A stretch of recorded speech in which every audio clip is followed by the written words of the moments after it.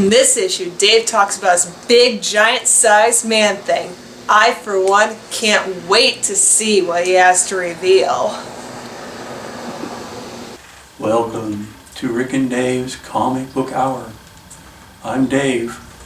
Rick's sitting over there, and I'm going to tell you about the Man-Thing, Marvel's mindless monster.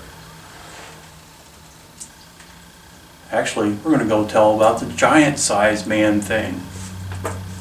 But anyway, enough about that.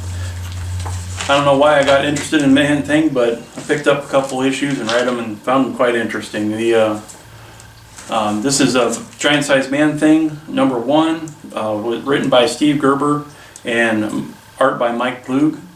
And the story involves Man-Thing coming across the cultists trying to stop the Omega environmental systems from setting up in the swamps. And Man-Thing, if anybody's read anything about that, knows that he lives down the Florida swamps and protects them down there. To stop them, but the Man-Thing gets involved as the Golden Brain transforms into a monster and is defeated, but is lost in the quicksand. Then we learn about the brain's origin, and it remakes itself into a man. Finds his way to the Omega camp and lives with them for a while. So he's appearing to be as this Golden Brain creature is looking human right now. And so the cultists find the brain and try to regain control of it. Doing so, it mutates into a clay monster, tears the camp up, and Man-Thing gets involved and destroys the brain. These giant-sized Man-Things were put out in the mid-70s, but 75 to 74, and there was 5 of them altogether. Kind of ran in between the original Man-Thing series and the second Man-Thing series. The backup stories for issue 1 was The Ice Monster Cometh, reprint by a story from Stan Lee and Steve Ditko. I Was the Invisible Man. The art was by Jack Kirby. And Goom, The Thing from Planet X, art by Kirby and Ayers. And so, give you a little history on that. Up next is Man-Thing Giant-Sized Man-Thing number 2, written by Steve Gerber and art by John Buscema and Klaus Janson.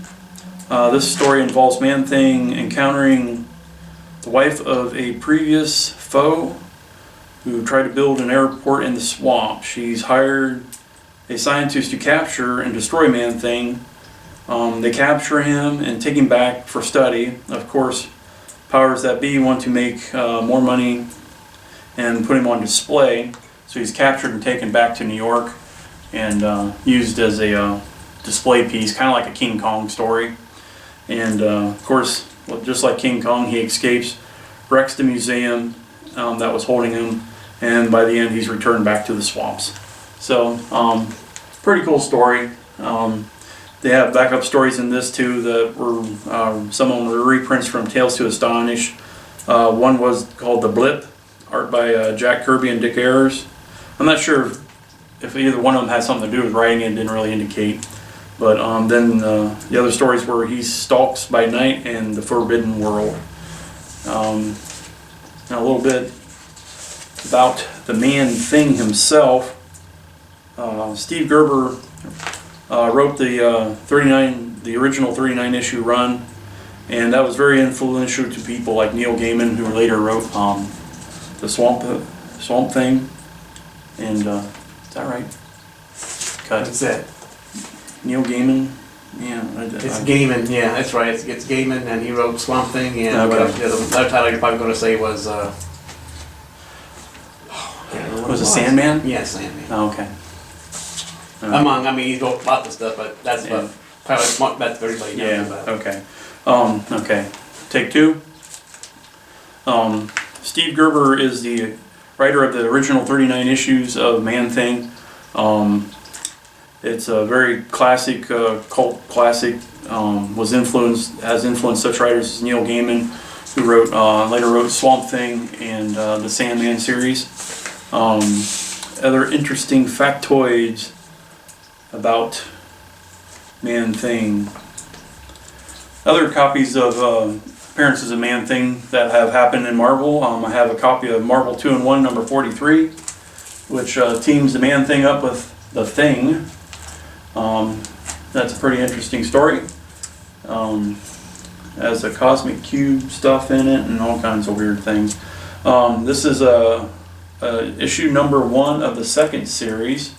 That ran for about 11 issues or so.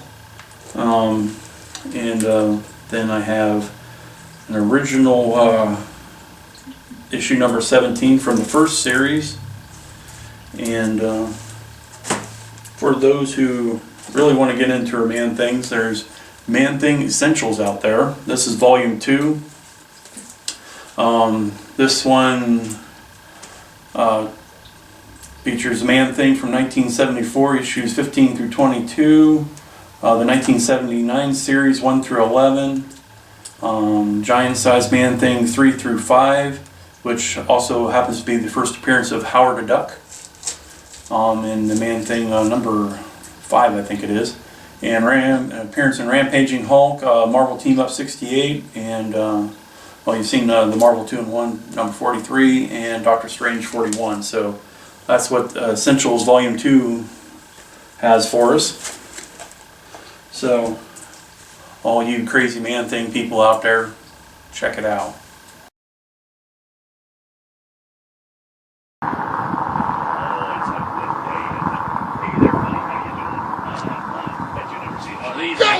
Jesus! Put that away! Oh my God! Gee! Oh yeah, you're gonna come back for it, you know you are. Hey, you're gonna come back. Look what I got for you. I got more inside if you want it. La-dee-da-dee-da. Here comes the fellow. I bet he's a brony. Hey, you like something like this? Yeah, you never seen one of these before. Oh, yeah.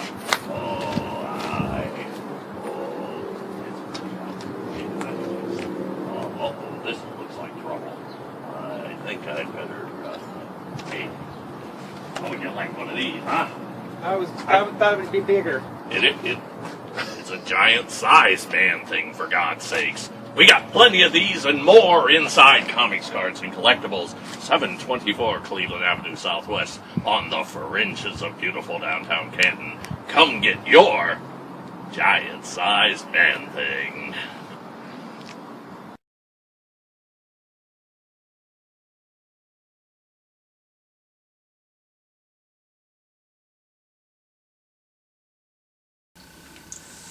Now this segment, we'll deal with Man-Thing the movie, which I didn't even know they had one. That came out in 2005.